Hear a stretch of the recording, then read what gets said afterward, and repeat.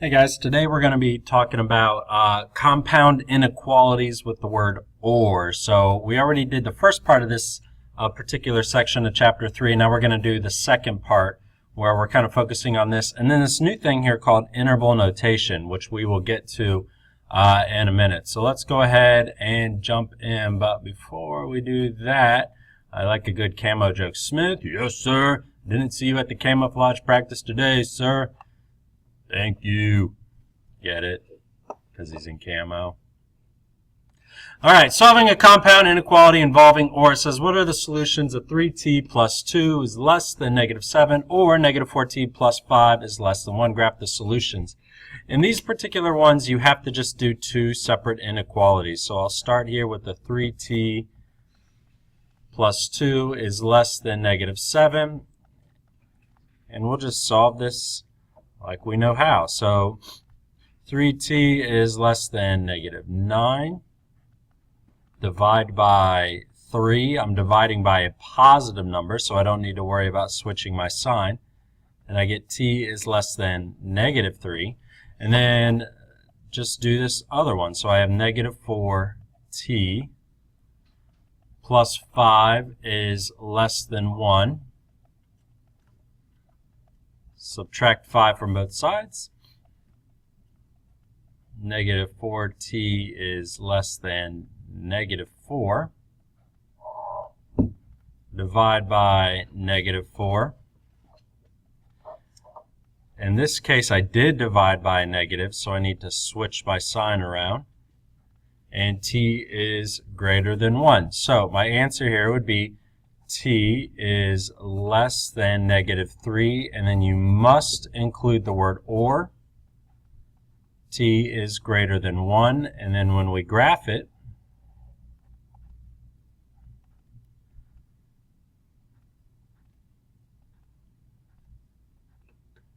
it looks something like this.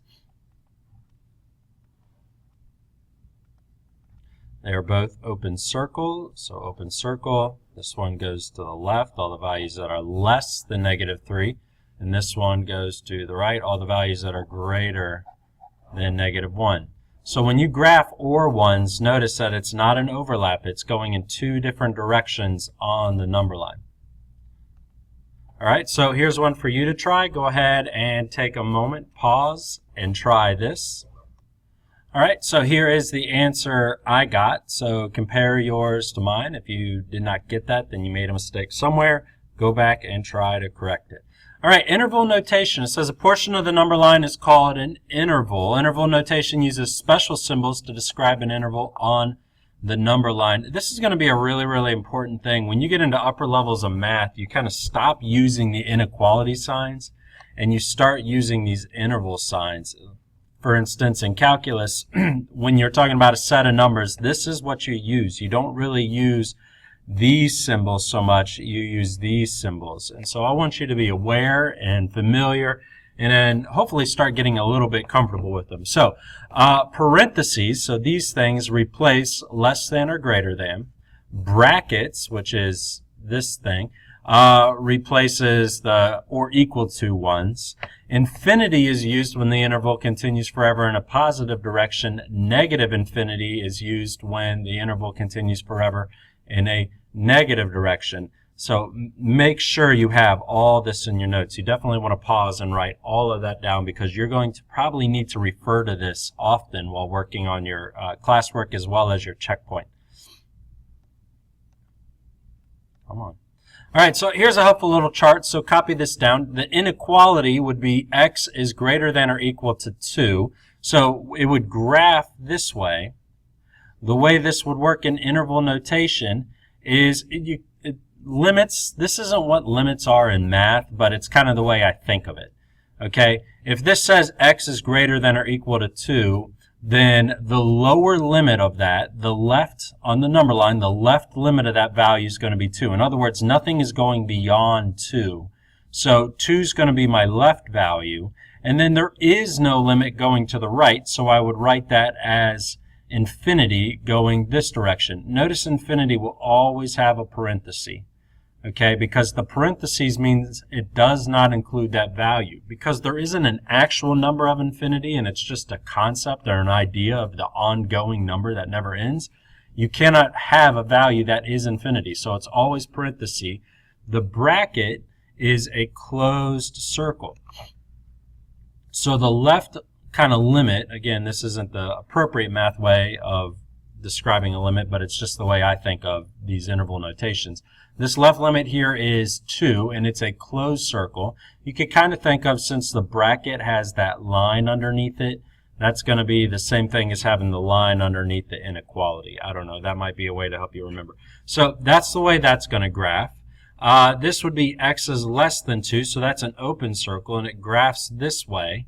So that means it's going to negative infinity forever. So I have a parenthesis with negative infinity. And then the upper limit in this case is 2. All right, so the upper limit is 2, and it does not include the 2, so we use a parenthesis on that one. This is that 1 is less than x is less than or equal to 5. Remember, this is an AND inequality. And so it does not include the 1 value. It does include the 5 value, so that's open circle on 1, closed circle on 5, and it's all the values in between. In interval notation, it would look like this. Okay, so the 1 is not included, so we use a parenthesis. That's my left limit. My right limit is going to be this 5, and it is included, so I use a bracket. These OR values, you're going to be using infinity. X is less than negative 3, or x is greater than or equal to negative 4. There's the less than, negative 3, greater than or equal to 4. So I need 2 separate interval notations. For this first one, it goes to negative infinity forever. The right limit is negative 3. This one, it starts at 4 and includes it, so it has to be a bracket. Goes to positive infinity forever. You absolutely want to make sure you have this chart copied into your notes, because this is probably a really helpful thing for you to refer to when you're trying to figure out how to write out interval notation. Okay, so it says, what is the graph of negative 4, 6 in interval notation? How would you write it as an inequality? I think the easiest way to go from interval notation to inequality, or inequality to interval notation, is to use the graph as kind of a middle ground. All right, so we'll start here with our graph. Do 0.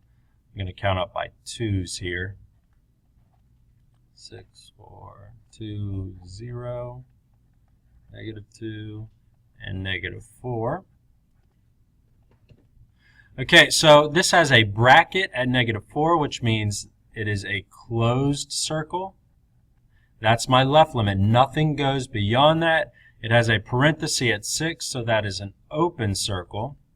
So it is everything in between is what gets filled in on that number line. So that's kind of the gist of how you write that. If I were to write that as an inequality, it's negative 4 is less than or equal to x is less than 6. And it's probably easier for you to write the inequality based on the graph than it is on this. It says, what is the graph of x is less than negative 1 or x is greater than 2? How would you write an interval notation? So again, let's start with the graph.